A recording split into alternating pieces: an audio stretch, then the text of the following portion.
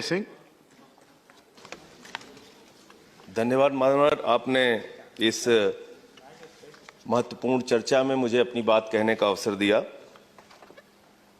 मान्यवर, रेलवे का अपना एक गौरवमयी इतिहास रहा है और अगर हम याद करें तो देश में कभी भी कोई आपदा की स्थिति आती है, रेलवे सबसे आगे आती है। कहीं कोई हिंसा की स्थिति आती है, किसी क्षेत्र में देश की सीमा पे युद्ध की स्थिति आती है, जवान को एक स्थान से दूसरे स्थान तक पहुंचाने की जिम्मेदारी रेलवे अपने कंधों पे उठाता है।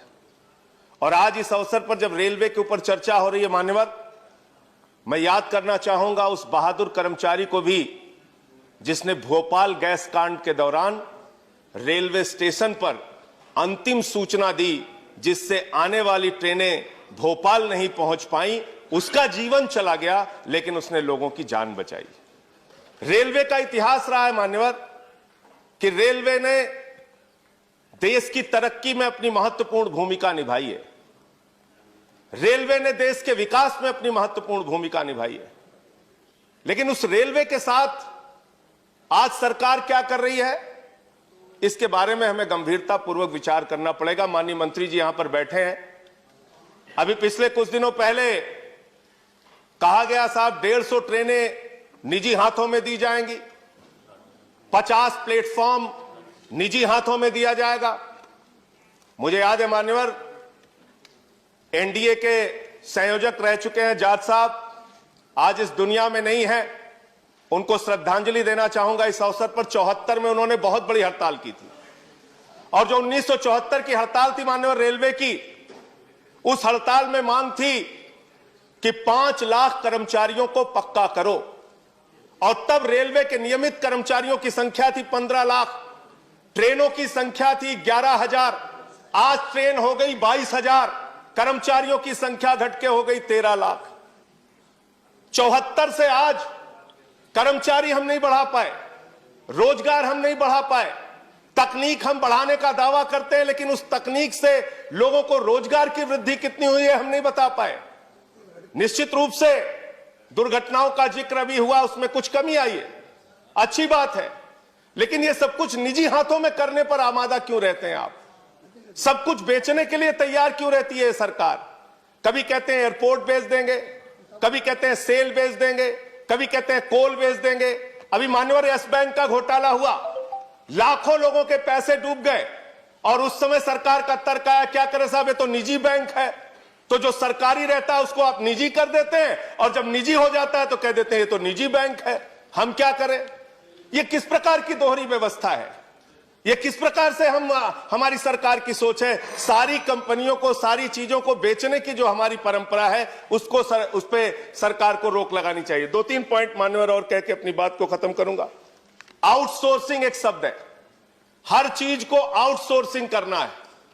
आउटसोर्सिंग कितना बड़ा घोटाला है और कितना बड़ा एक कर्मचारियों के साथ धोखा है, इसके बारे में भी सरकार को विचार करना चाहिए।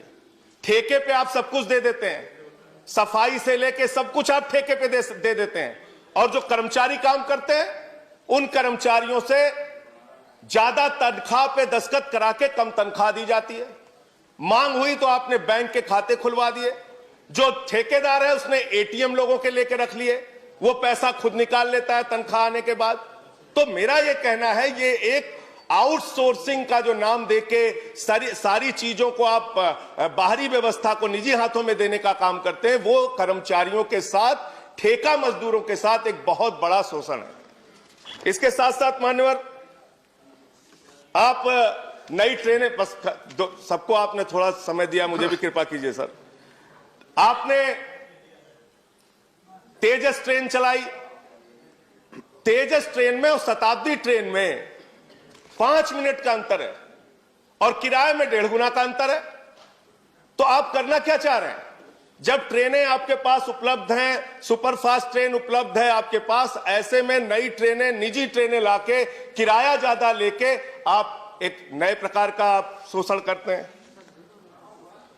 मैं मान्यवर आपके माध्यम से सिर्फ इतना कहना चाहूंगा कि रेलवे इस देश की जीवन रेखा है और रेलवे की आज जो दुर्दशा है, उसके सबसे बड़ी कहानी अगर आपको जाननी है तो झांसी के अंदर पिछले साल हादसा हुआ था। ट्रेन में सफर करने वाले यात्रियों की जान चली गई। गर्मी के कारण जनरल डिब्बों में लोगों को बैठने की जगह नहीं होती है, पिस के आते हैं वो लोग।